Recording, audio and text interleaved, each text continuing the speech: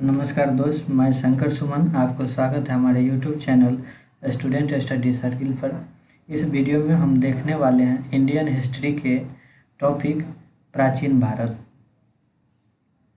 जो थ्योरेटिकल और ऑब्जेक्टिव दोनों तरह से बनाए हैं, हम कवर किए हैं।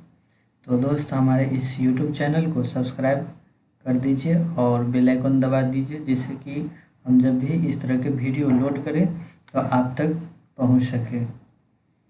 और दोस्तों में भी शेयर कीजिए इस वीडियो को और कमेंट ज़रूर कीजिए कि आप वीडियो कैसे बना रहे हैं।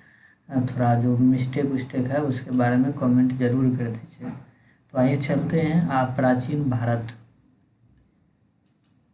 भारत से चलते हैं। जैसे कि आप थंबनेल में देख ही लिए हैं, प्राचीन भारत, जिसका पार्ट 1 आज होगा।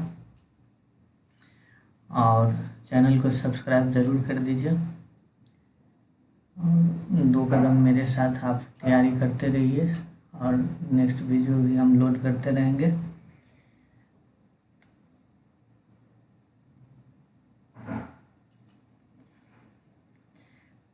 प्राचीन भारत के 2 श्रेणियों में हमने डिवाइड किया है। फर्स्ट है साहित्यिक स्रोत, दूसरा है पुरातात्विक स्रोत। साहित्य स्रोत में जो है ब्राह्मण साहित्य पहला आता है, जिसमें वेद जो है भारत के सबसे पुरान ग्रंथों में से एक है। ठीक है, वेद के संकलनकर्ता जो थे वेद व्यास जी थे। और वेद 4 प्रकार के हैं। पहला है ऋग्वेद, दूसरा है यजुर्वेद, तीसरा सामवेद, चौथा अथर्ववेद। ऋग्वेद जो है सबसे प्राचीनतम वेद है। इस वेद को पढ़ने वाले ऋषि को होत्री कहा जाता है। ऋग्वेद में 10 मंडल हैं और 1028 सूक्त हैं। ऋग्वेद में तीसरे मंडल सूर्य देव सावित्री के लिए समर्पित किया गया है और 9वें मंडल में देवता सोम के लिए उल्लेख किया गया है। साथ ही सबसे बाद का जो मंडल है वो हमारा 10वां मंडल है। ऋग्वेद में 30 पनडुब्बियों की UNESCO memory of world register में शामिल किया गया है। और ये 10वां मंडल में चतुर्वर्ण व्यवस्था का उल्लेख किया गया है।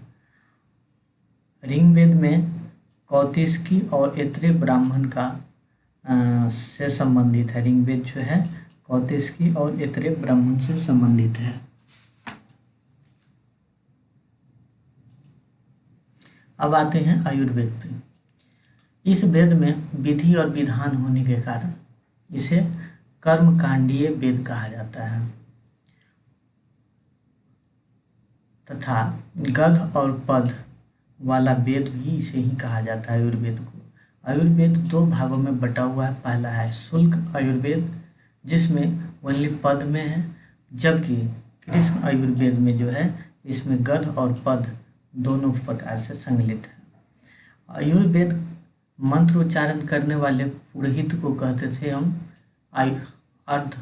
अर्धवेद। ठीक है।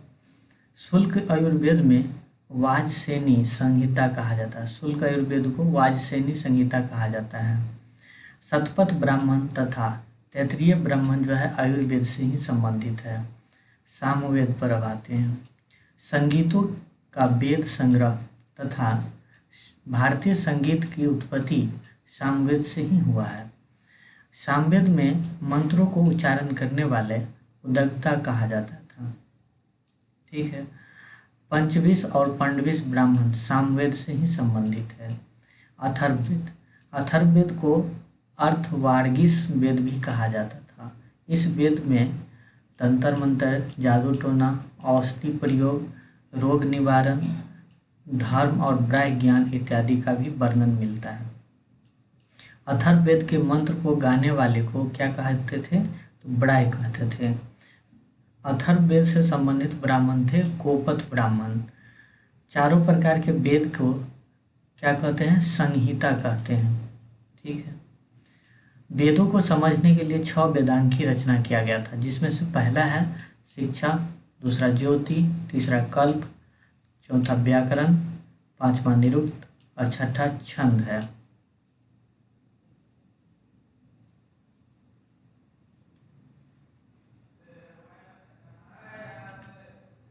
अब आते हैं महाकाव्य पे।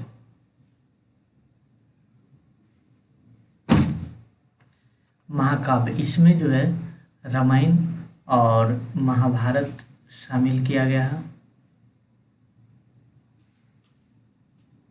रामायण के रचनाकार महर्षि वाल्मीकि को कहा जाता है और महाभारत के रचनाकार वेद व्यास को कहा जाता है। पुराणों की संख्या 18 गो है, जिसके संकलनकर्ता लोमहर्ष और उनके पुत्र उग्रसर्वा थे। सबसे प्राचीन पुराण जो है आपको मत्स्य पुराण को कहा जाता है। मत्स्य पुराण सातवाहन वंश से संबंधित था। विष्णु पुराण जो है मौर्य वंश से संबंधित है तथा वायु पुराण जो है गुप्त वंश से संबंधित है। जैन साहित्य को क्या कहते थे? तो आगम कहते थे। जैन साहित्य को आगम कहा जाता था। और जैन धर्म का प्रारंभिक इतिहास तथा तीर्थंकरों की जीवनी कल्पसूत्र कहलाता था। क्या कहलाता था? तो कल्पसूत्र कहलाता था, जिसकी रचना कौन किया था? तो भद्रबाहु ने किया था। बौद्ध धर्म के हीनयान संप्रदाय का प्रमुख ग्रंथ कथा वस्तु होता था, जिसमें महात्मा बुद्ध का जीवन चरित्र का वर्णन किया गया था। और बौद्ध ग्रंथ जो है पाली भाषा में लिखा गया था। और जातक में जो है बुद्ध के पूर्व जन्म की घटना को वर्णन किया गया है। अष्टाध्यायी पाणिनि द्वारा रचित साहित्य है, जो व्याकरण ग्रंथ से संबंधित है। कौन से ग्रंथ से? तो व्याकरण ग्रंथ से। विशाखदत्त द्वारा रचित साहित्य मुद्रा राक्षस है, जो मौर्य काल के बारे में पर्याप्त जानकारी मिलती है, जिससे अर्थशास्त्र के रचयिता कौटिल्य हैं, जिनमें मौर्य समाज के बारे में जानकारी मिलता है। जिससे हर्षचरित बाणभट्ट द्वारा रचित साहित्य है, जिसमें हर्ष की उपलब्धियों का वर्णन किया गया है। पृथ्वीराज रासो को चंद्रवारदाई ने लिखा था। ठीक है। कल्हण द्वारा रचित साहित्य रजंतरांगिनी है, जो कश्मीर के राजवंशों की क्रमबद्ध जानकारी मिलता है। हेरोडोटस को इतिहास का पिता कहा जाता है। इन्होंने हिस्टोरिका नामक रचना किया था। ठीक है। प्लिनी नेचुरल हिस्ट्री नामक पुस्तक लिखा था, जिसमें भारत के पशु, पौधों और खनिज पदार्थों की जानकारी मिलती है। ह्वेनसांग चीनी यात्री थे, जो हर्षवर्धन के शासनकाल में आए थे। कहाँ? तो भारत आए थे। ठीक है। ह्वेनसांग की रचना कौन सी है? तो सी यू की है। नेक्स्ट फहियान। फहियान भी आपको चीनी यात्री ही थे, जो चंद्रगुप्त द्वितीय यानी विक्रमादित्य के शासनकाल में भारत आए थे। अलबरूनी जो थे ये अरब से आने वाले यात्री थे, जो मोहम्मद गजनवी के साथ भारत आया था। इब्न बतूता मोरक्को देश के थे। इसके द्वारा लिखा गया यात्रा वृत्तांत रेहला है। तो एग्जाम में पूछता है रेहला किनके द्वारा लिखा गया है? तो इब्न बतूता हो जाएगा। पूरा पाषाण काल में आग का आविष्कार हुआ था तथा आदि मानव यानी होमो सेपियंस का उदय भी आपको पूरा पाषाण काल में हुआ था। नव पाषाण काल में कृषि का कार्य आरंभ हुआ था और नव पाषाण काल में ही पहिए का आविष्कार हुआ था। नेक्स्ट अब आते हैं सिंधु सभ्यता या हड़प्पा सभ्यता। सिंधु या हड़प्पा सभ्यता की खोज राय बहादुर दयाराम साहनी ने किया था। यह सभ्यता का जो समय था 2500 ईसा पूर्व से 1750 ईसा पूर्व तक। इसकी विस्तार जो है उत्तर में मांडा से दक्षिण में दैमाबाद तक तथा पूरब के आलमगीरपुर से पश्चिम के सुतकेडोर तक आपको इसका विस्तार था। इस सभ्यता के लोग को कांस्य युगनिक कहा जाता था। ठीक है।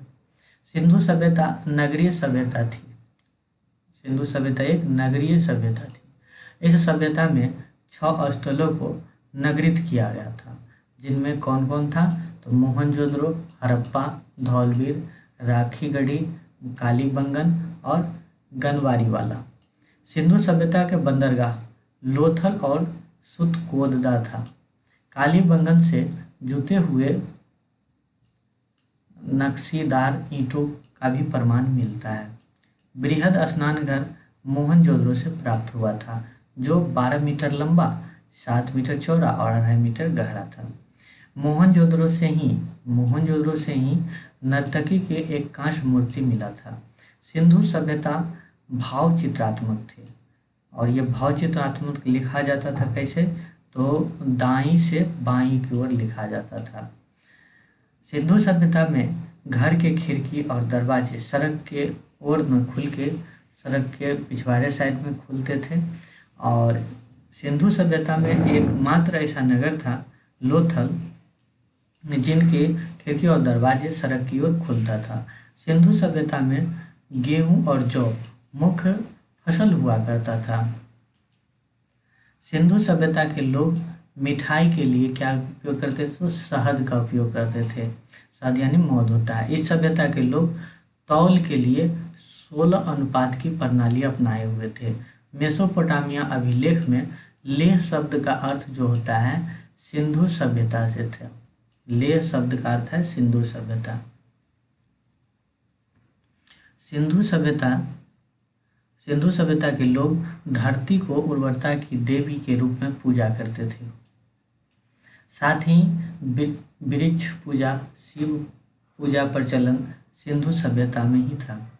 सिंधु सभ्यता में मातृ देवी की उपासना भी प्रचलित थी। साथ ही इस सभ्यता के लोग कुंवर वाला सांड विशेष पूजनीय था।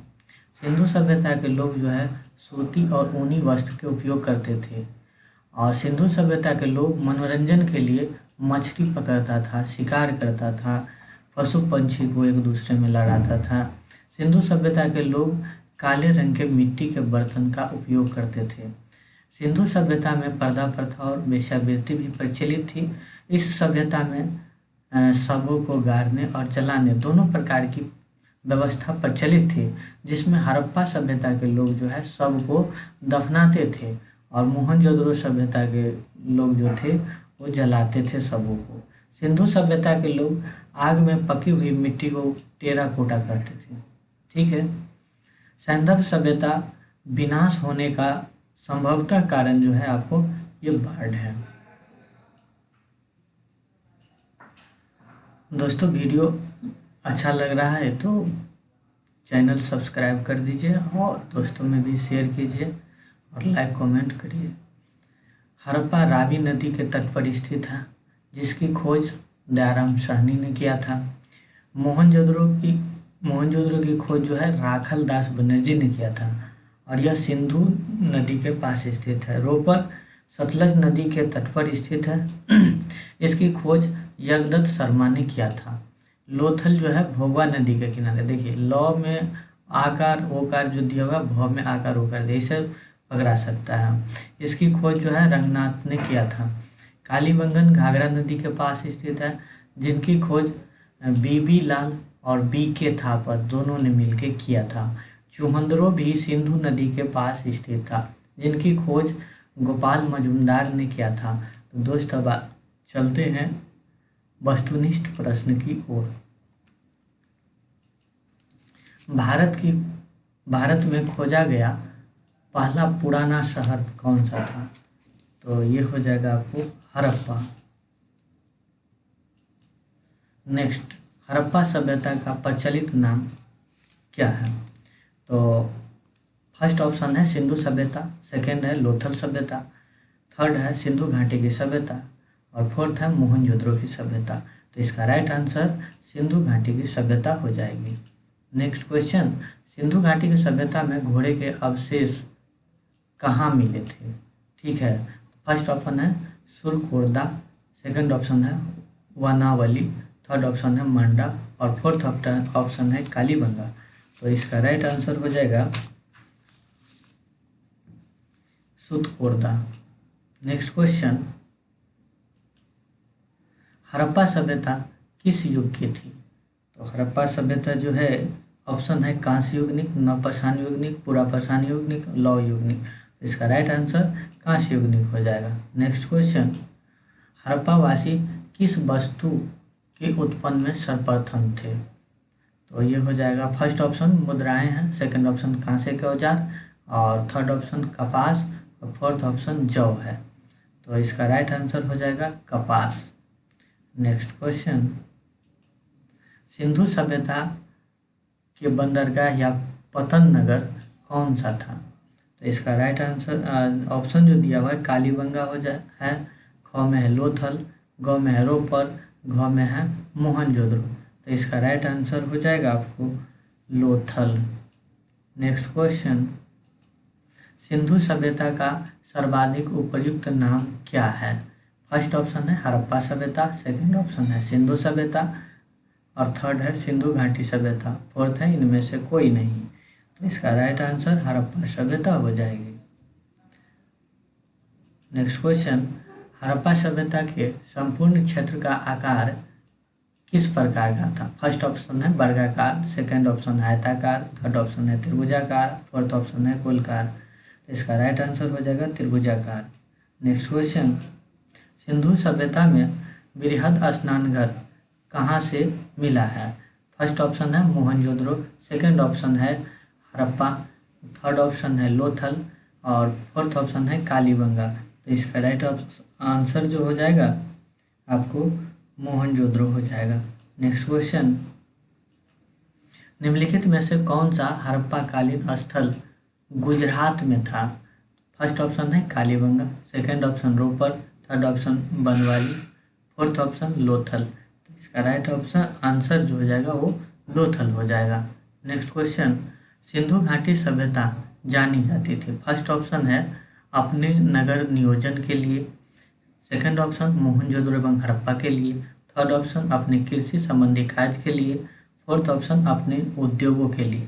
तो इसका राइट ऑप्शन हो जाए आंसर हो जाएगा अपने नगर नियोजन के लिए। नेक्स्ट क्वेश्चन, हड़प्पा में एक उन्नत जल प्रबंधन प्रणाली का पता कहाँ से चला था? तो फर्स्ट ऑप्शन है धौलावीरा से, सेकंड ऑप्शन है लोथल में, थर्ड ऑप्शन है कालीबंगा में, फोर्थ ऑप्शन है आलमगीरपुर में। तो इसका राइट आंसर धौलावीरा हो जाएगा। नेक्स्ट क्वेश्चन, सिंधु घाटी के लोग जो है विश्वास किस चीज़ में करते थे? फर्स्ट ऑप्शन है आत्मा और ब्राह्मण में, सेकंड ऑप्शन है कर्मकांड में, थर्ड ऑप्शन है यज्ञ प्रणाली में और फोर्थ ऑप्शन है आपको मातृशक्ति में। तो इसका राइट आंसर मातृशक्ति हो जाएगा। नेक्स्ट क्वेश्चन, हड़प्पावासी किस धातु से जो है परिचित नहीं था? तो फर्स्ट है सोना एवं चांदी, सेकंड है तांबा एवं कांसा, थर्ड ऑप्शन है टीन और शीशा और फोर्थ ऑप्शन है लोहा। तो इसका राइट आंसर लोहा होगा। और परिचित कौन धातु से सब था? सोना हो जाएगा, चांदी हो जाएगा, तांबा, कांसा, टीन और शीशा, इस सबों से हड़प्पावासी परिचित था, बाद बाकी लोहा से परिचित नहीं था। दोस्तों इस वीडियो को सब्सक्राइब और हमारे चैनल को सब्सक्राइब कर दीजिए। इस वीडियो को लाइक और कमेंट जरूर कीजिए और दोस्तों में भी शेयर करना नहीं भूलिए। नेक्स्ट क्वेश्चन, कौन कौन से नगर सिंधु सभ्यता के बंदरगाह नगर थे? फर्स्ट है लोथल एवं सतपुरा, सेकंड है अलाहादीनो एवं बालकोटा, थर्ड ऑप्शन है कुंदासी और फोर्थ ऑप्शन है सभी। तो इसका आंसर हो जाएगा सभी, यानी लोथल एवं सुतका गेंडर और अलाहादीनो एवं बालाकोटा और कुंदासी। नेक्स्ट क्वेश्चन, हड़प्पा स्थलों में अभी तक किस धातु की प्राप्ति नहीं हुई है? तो फर्स्ट ऑप्शन है तांबा, सेकंड ऑप्शन है स्वर्ण, थर्ड ऑप्शन है चांदी और फोर्थ ऑप्शन है लोहा। तो इसका सही आंसर हो जाएगा लोहा, बाद बाकी तांबा, स्वर्ण और चांदी। आज का लास्ट क्वेश्चन, किस पशु के अवशेष सिंधु घाटी सभ्यता से प्राप्त नहीं हुए थे? फर्स्ट ऑप्शन है आपको शेर, सेकंड ऑप्शन है आपको घोड़ा, थर्ड ऑप्शन है गाय और फोर्थ ऑप्शन है हाथी। तो इसका राइट आंसर शेर हो जाएगा। इसका राइट आंसर शेर हो जाएगा। दोस्तों तो मिलते हैं नेक्स्ट वीडियो में, तब तक के लिए बाय बाय, धन्यवाद, थैंक यू।